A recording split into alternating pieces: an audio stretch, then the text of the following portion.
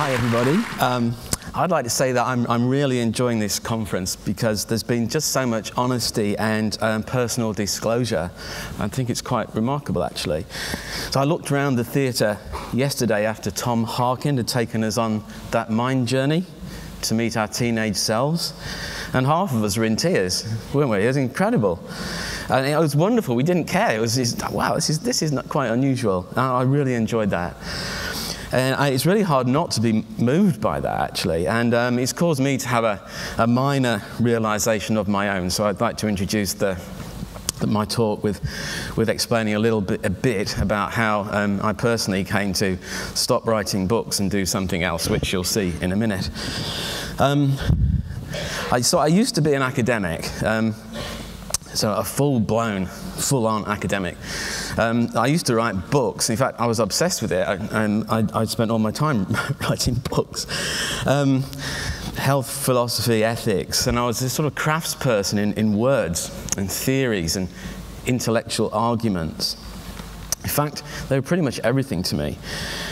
So I spend my time writing all my ideas out as logically as I possibly could. And I never really asked myself why I was doing that, but I think I was doing it because I wanted to convince people to see things like me, which is ridiculous, but I did it. 20 years, I was trying to convince people with logical reasoning to think like me, rather than themselves. Anyway, after a while, 20 years plus, it sort of dawned on me that I wasn't doing what I was meant to be doing. In fact, I shouldn't be writing, so as you can see, logic and all that doesn't really work if nobody's listening to you.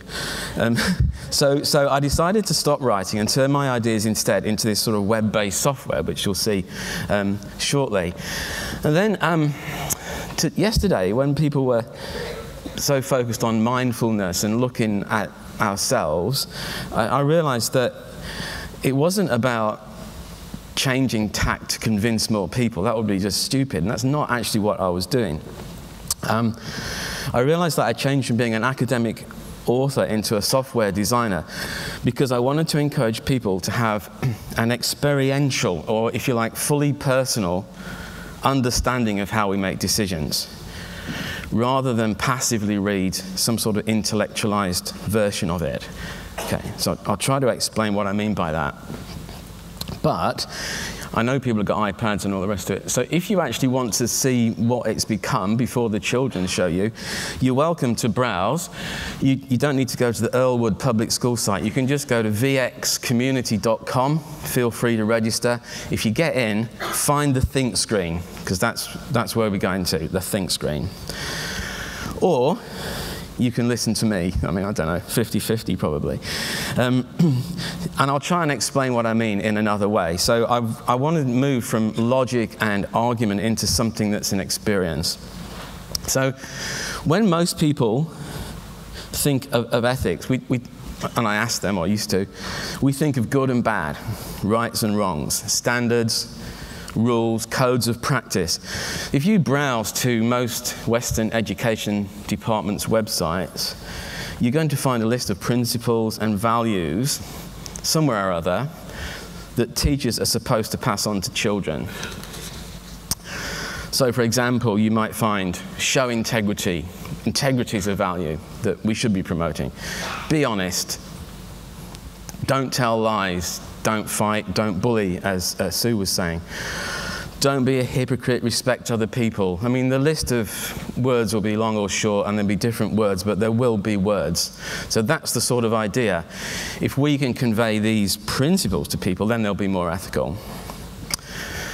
So, on the face of it, it's really hard to disagree with these big, fat values. I mean, who can really say, well, I don't think integrity is important, or actually, I'm not in favor of honesty. Respect, what's that? So you're not going to find people reacting in that way unless they spent 20 years writing logical philosophy books. The thing is, when you think about them a little bit more, you've got to ask yourself, what do they really mean? How substantial are these words that are just on the website or on paper? And how do they help us to be more ethical? Just knowing principles, How does that actually help us be more ethical? How would it help young people to be more ethical? And I don't think it does. In fact, it might do a tiny little bit, but mostly not. And possibly it's counterproductive. So I can't do a mind experiment like Tom did, but I'd like you to try just one small thing for me so I can illustrate the point. I want you to imagine this. So you're in a street. This is a really simple one, apparently. You're in a street, okay? So imagine yourselves in a street. You see a $100 bill on the pavement. You know how this is going to go. There's no one else in sight, okay? Nobody. You didn't see anybody drop it. What do you do? Okay? So please don't try and put it into words. Just imagine, just for a minute, just a few seconds, just shut your eyes, whatever. Just focus on that bill, focus on that situation, and focus on how you would react as a person to that. How do you actually feel? Not what you think, but how do you feel?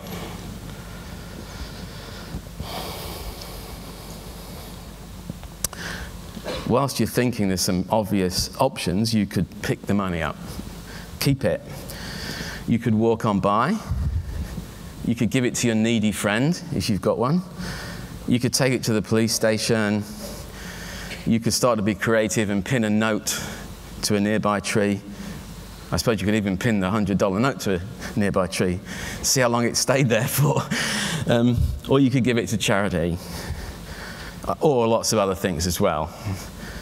But I don't know about you, but when I'm in situations like this, and actually we're always in situations like that when we have to make choices about how we behave, about whether we're nice to people, about whether we spend time, whether we look at them, whether we smile at them. We're constantly in that sort of situation. We do think about what to do sometimes, and I do sometimes, but I'm also really aware of a lot of stuff that's got nothing at all to do with words or standards or intellect. So I don't know what you're thinking, maybe it hasn't connected with you, this particular problem, but if it did, then you're going to feel something physically. In that sort of situation, I know I would feel anxious and I'd feel confused. Possibly my pulse rate and blood pressure would rise. I might feel excited, I might feel guilty. Probably actually I'd feel under some sort of pressure and then go to guilt straight away, but that's just me. And then I'd pick it up and take it. Or you will remember, and you'll remember similar situations, what you did, how those made you feel. You might think, well, I'd think actually, what would my grandmother do? Actually, she'd probably take the money as well. No, she wouldn't. She was a good woman, and she would have given it to the police station. I know she would. You're in the situation, is what I'm trying to say. Now, I might consider a principle or two. I might ask myself, should I be honest? But then, what does it mean to be honest in that situation? Is the only honest way to take it to the police station? I don't know. What about being honest to yourself? What if you really need the money yourself? Can you be honest to yourself in that way? I think you probably can. It depends how you define the concept. Respectful. Should I be respectful? In that case, well, I've got to ask, who do I respect? Myself, my broke friend, the person who lost the note, people in a need of money, more than either the person who lost the note and myself. Of course, you can play around with these concepts. I'm sure I could come up with a few arguments, but to do that would actually miss the point. We can twist words around, we can come up with really strong arguments, but that's not really what it's about. It's actually about how you feel as a person in that situation. Now, I can't resist this, actually, I'm sorry, I can't resist it. How many people would take the money? How many people would take it to the police station? Yeah. What about your needy friend? Oh, my goodness. You don't have many friends. What about the charity? Yeah, okay, that's good. So we've got a split. And you're bound to get a split because there isn't a right answer. There just is no right answer. How could there be a right answer? And as you make that decision, it is not an intellectual decision. If I were to ask you to explain it, okay, you'd have to use words. And you'd say, well, it's rights, or it's justice, or it's needs, or something like that, or fairness, consequences, whatever you wanted to do. And that makes us think that ethics is this sort of intellectual process, but it isn't, because it's not. Just isn't, as a matter of fact, like that. So there's a few examples here. You know, in theatre, when people go on too long or they use too many words and the play's a bit tedious, people say, show, don't tell. Show, don't tell. So I just want to show a couple of examples of our current ethical decision-making, just to show the impossibility of intellectualizing it, really. Okay, Barry O'Farrell, hunting and shooting, yeah? NSW Premier. Repeatedly ruled out hunting and shooting in national parks. It was an election pledge. As we all know, or most of us know, recently he changed his mind in order to ensure the passage of another bill, electricity privatization. So he told one story to get elected and acted in exactly the opposite way once in power. So as far as most ethical theory goes, that's just indefensible. I can't think of many ethical theories that would really countenance that. But he did it. And he must have thought it was a good thing to do. So how does that make you feel? And how do you think he felt? He could have intellectualized it, I suppose, but I doubt that that was most of the story. Maybe he felt anxious, sweating, confused, I don't know, but he did it anyway. And here's another one. So we protect our children and we hate it if they're abused. We regard children's lives as more precious than anything else. We get outraged at the unethical treatment of children in front of us. And at the same time, collectively, we allow 30,000 children every day to die of poverty-related diseases, causes. So how do you feel when you see pictures of starving children and do nothing to save them? It's not an intellectual response. It can't be an intellectual response. Same with animals. We're outraged by stories of animal cruelty, as Sue was saying. How could anyone mistreat that lovely pet dog or that cat, goldfish, whatever, turtle? And yet tens of thousands of sentient, thinking animals are terrorized and slaughtered every day. So where's the ethical standard? Where's the words that explain that? They're not there, because we do it for other reasons. We do it for human reasons. And it feels justifiable to us. And finally, I like this one, and it happens all the time, as you know. So according to the newspapers a couple of days ago, Russia is sending weapons to Syria to help quell rebel forces, i.e. shoot them. And at the same time, the US is arming the monarchy in Bahrain, which is also putting down civilian demonstrations and shooting people. Then in this paper, an American spokesperson is quoted as responding to a reporter's question by claiming that there's no comparison between Russia sending weapons to another nation and the US sending weapons to another nation. Clearly there's no comparison. In fact, she said, "We reject that analogy completely." Okay. How can she say that? I mean, how can she possibly deny the obvious truth? But she does. It's nonsense, but she says it, and her country acts as if it were true, and the patriots love it. So there's something going on here that is way beyond this intellectual part. And if we're going to change things for the better, and if young people are going to change things for the better, we have to be honest, we have to recognize the reality of decision-making. It's not what the books tell us. It may be what the neurobiologists tell us, actually, but that's another story altogether. So we've got this really strange situation. Lying's ethical and it's unethical. We believe in a moral imperative to protect children. At the same time, we allow preventable deaths, thousands of them. We love animals and we love to eat them. Our country does something and it's good. Another country does the same thing and it's bad. George Orwell. Doublethink. People make bombs because they think it's right. They must do. You can't just sort of... I mean, you know, when I was young, I had this idea that there were people who really knew the right thing to do, but sort of worked out a way of not doing it.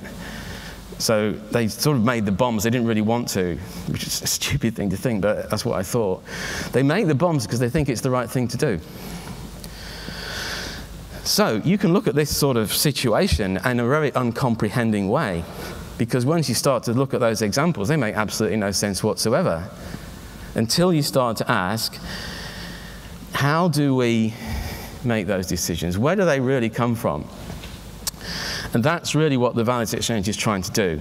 So what I've tried to do with the software that I've built is to bring the values, bring the prejudices, bring the preferences to the forefront. Okay? Any decision that you're going to make is a mixture of evidence and values. Just try to make a decision about anything that doesn't involve evidence or doesn't involve values. You actually can't do it. If anybody's got an example, please tell me. It's impossible there. What we tend to do in the West is privilege the technical side of things. So we look at the evidence. Medicine is focused on evidence base all the time. Apparently, for the last 20 years, everything's been about evidence. Get the evidence right, you'll make good clinical decisions. It's complete nonsense, but that's what they say. Okay? Go to the experts for the ethics, read the books, and you'll make better decisions. It's not true. What matters is the raw stuff, the emotions, the anger, the fear, the love, the belief in rights, rather than the rights objectively. It's how we feel that drives decision-making. So all we're trying to do, and the kids will be on in a couple of minutes, is use logic, use technology, definitely use ideas, definitely use words in here, but create an experience using interactive screens in which you are put on a spot as an individual. You have to say whether you agree or disagree with any given proposal. So it could be making bombs, it could be allowing hunting and shooting, it could be euthanasia, it could be absolutely anything. Do you agree with it? And you sit in front of the computer, and rather than have this sort of dry, logical experience, you have a deep personal engagement. Try it and see. You're actually put on the spot. And then it becomes like a confessional. You're in a really public space, and it doesn't matter. Nobody's really looking, you think. And you're just thinking, you're tussling with yourself. It's a very emotional learning experience, and that's what I wanted to happen. And then when you've had that learning experience, everything goes into a database, and you can immediately see what everybody else thinks. And you can share their ideas, their thoughts. You can learn from them. You can understand them, and you can tolerate them more because you've all used the same thinking framework. It's a work in progress, but it is working. And as an alternative to Facebook for children, I would strongly recommend it, I must say. Well, what we're going to do now is, this is a real privilege. We're going to introduce the students of Earlwood Public School and the Deputy Principal, Angelina Scheinwald. Two students are going to come on right now and show you how to use the Think Screen. So, I hope, I'd like to invite Julio and Evelina, guys, to come on. And also Marcus.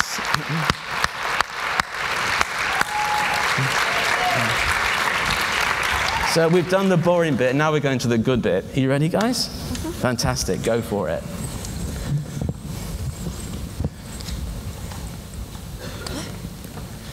What you see here is the Values Exchange Think Screen.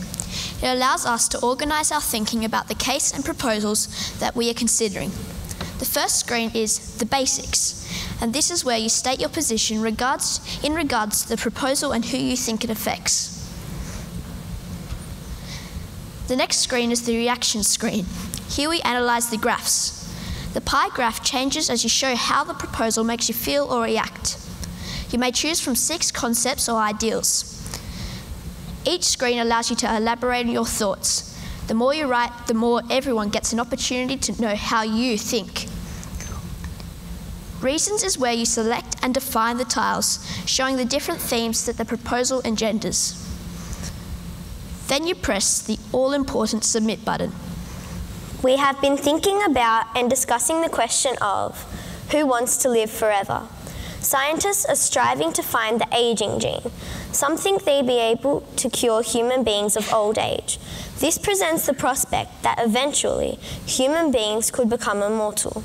But should we be striving to gain immortality? Is this a wonderful idea or just insane? It is proposed that humans should strive for immortality. It's really, really important that we start with a few definitions.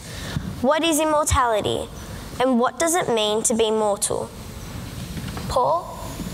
Mortality is an organic life form that has an expiry date, and immortality is an artificial or organic life form or not thing that doesn't expire.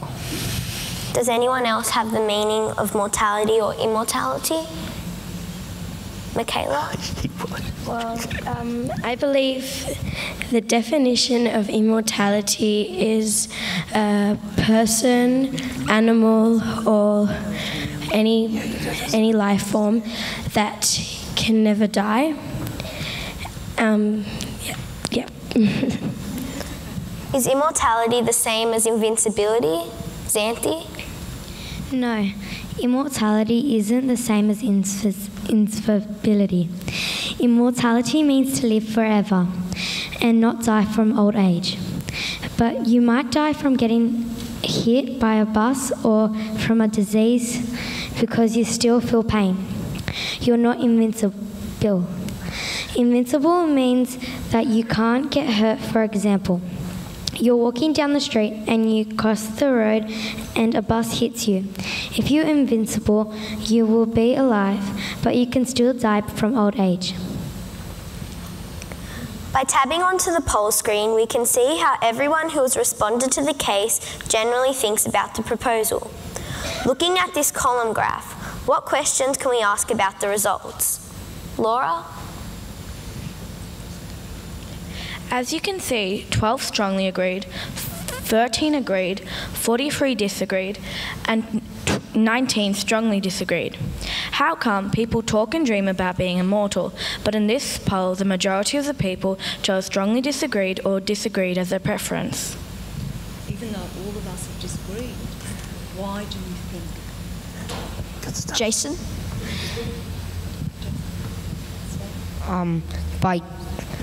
By gaining immortality, we can achieve more, therefore we can get fame due to our great achievements because we can just spend as much time as we want on them. That's good. But what do you get boring? Don't you think it's going to get boring? Well, it will eventually, but when it's done, everyone will be very proud of what you've done. And Okay. Someone else? Someone else like to answer Laura's question? Patrick? After reading what David had to write, some people may have changed their views.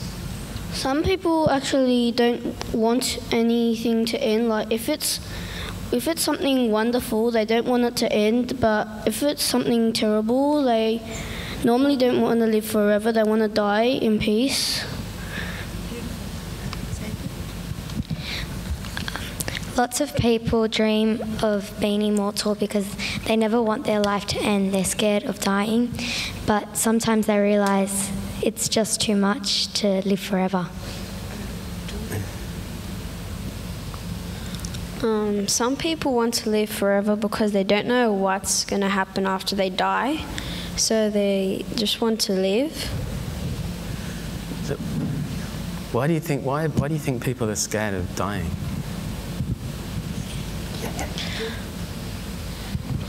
I think people are scared of dying because they don't know what happens after death, so they want everything to stay the same as they were when they were living.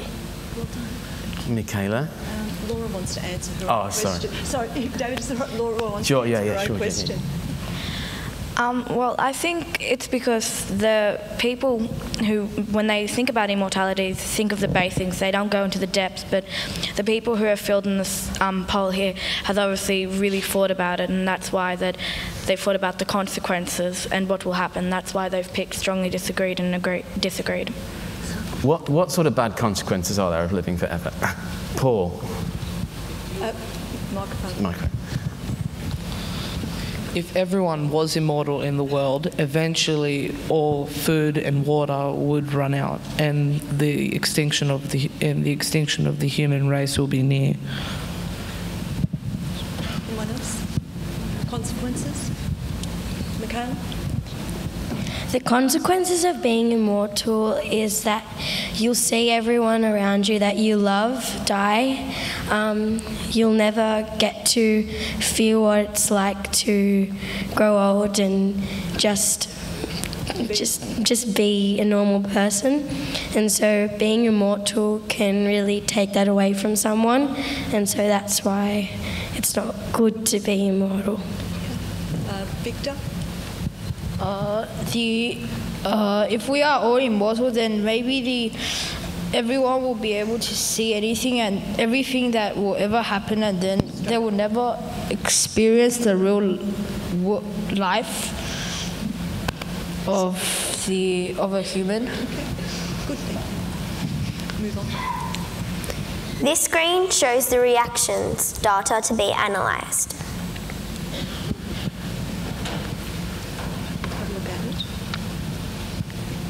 Looking at this pie graph, what questions can we ask about the fears reaction? So this proposal causes 27% of the respondents to fear it. Why didn't people choose emotions instead of fears? Fears is a very specific topic. Maybe the emotions could be different. For example, anger. They could be angry that scientists could even try to find the immortality gene.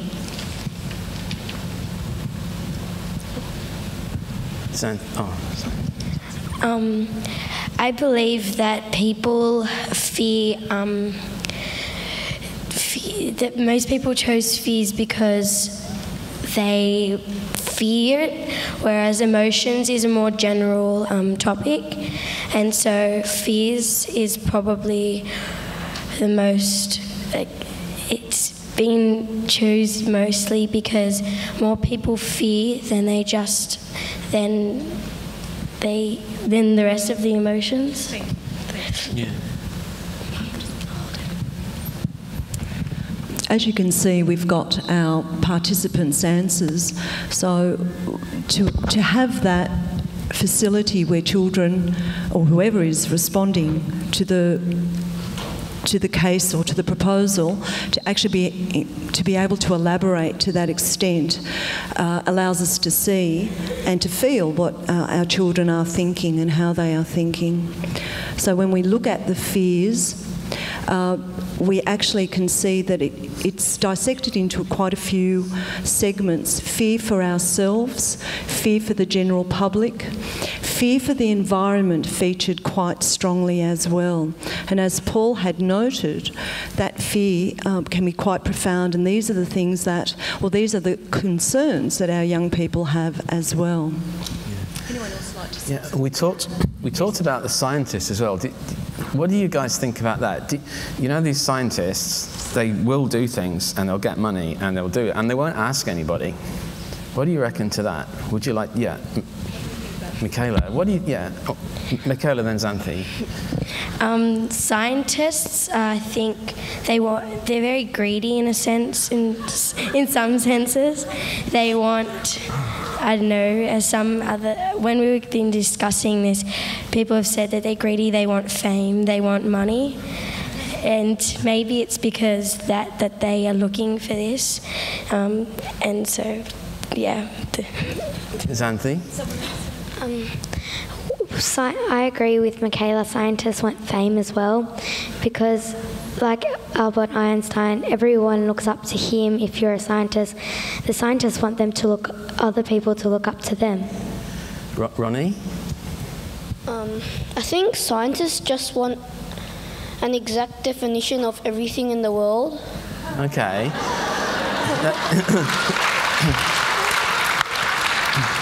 Do you think that's possible?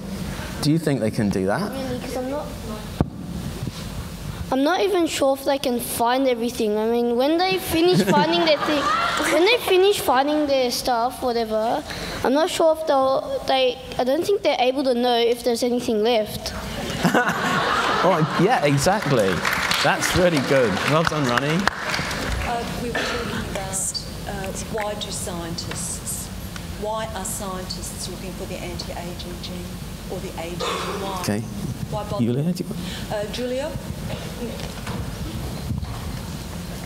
I think one of the reasons is if scientists find the anti-aging gene, they probably would want it for themselves because they don't really think about what the consequences would be in the future. Thank you. That's really interesting, because you know what would happen? Have we talked about patenting things? Yeah, you remember we did about genes and stuff, patenting genes. They'd want to patent the anti-aging gene, and imagine how much people would pay for that. Is that right? Do you think they should be allowed to do? Do you think they should be allowed to do that? What do you think, Paul?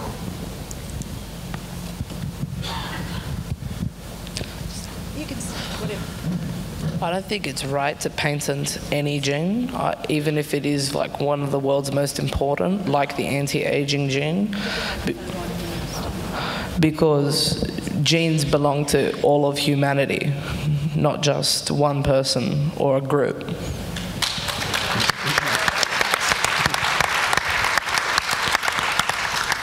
Could someone talk about why scientists, not just for the money, what's the difference between curiosity and fear? One of the interesting aspects of discussing with these children is just the level of thinking, and one of them in particular was curiosity and fear, and I'd love you to hear this. Anusha, maybe? Anusha? I think that curiosity and fear are two different things, because if you're curious, you want to find out more, and fear is a lack of curiosity. Wow, fantastic. Yeah.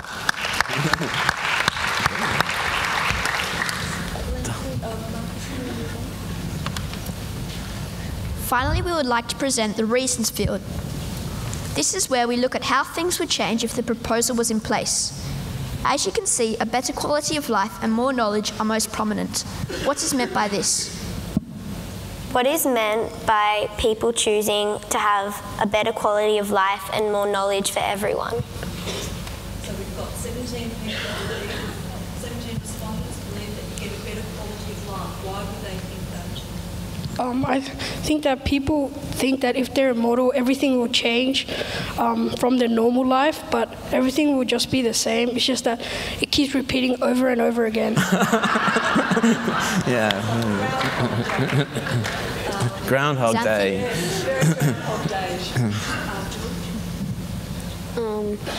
If you're immortal, people think that you'll have a better quality of life because you'll live longer and you'll have more fun. What do you think about that? Who agrees with that? Angelo.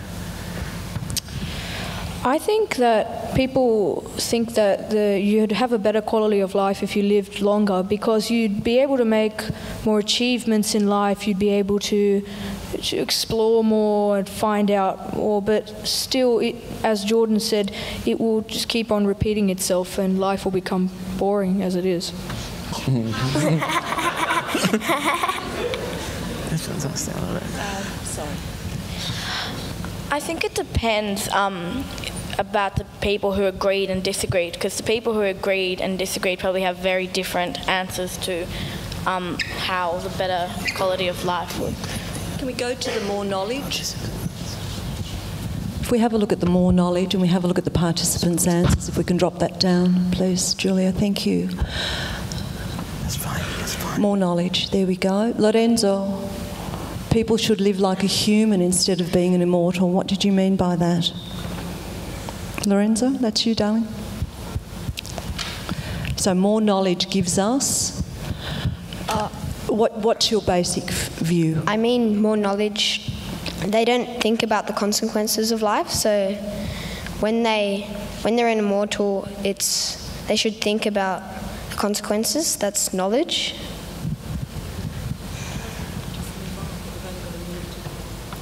We'd like to introduce you to Mrs. Scheinwald, our Deputy Principal, who has coordinated our discussions. Thank you. Thank you, David. Thank you, Evelina. Thank you, Marcus. Welcome, Marcus. I think you will agree that we have some extraordinary thinkers coming through our ranks. So would you please give them another round of applause? Oh, fabulous, fabulous.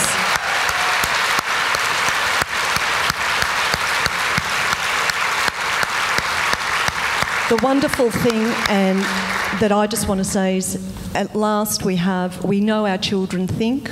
They are not standardised thinkers in any way, shape or form, and that is what we're particularly proud of, that we have been given the opportunity through our school program to incorporate our philosophising and our valuing. We do value, and you've heard the values that our children have.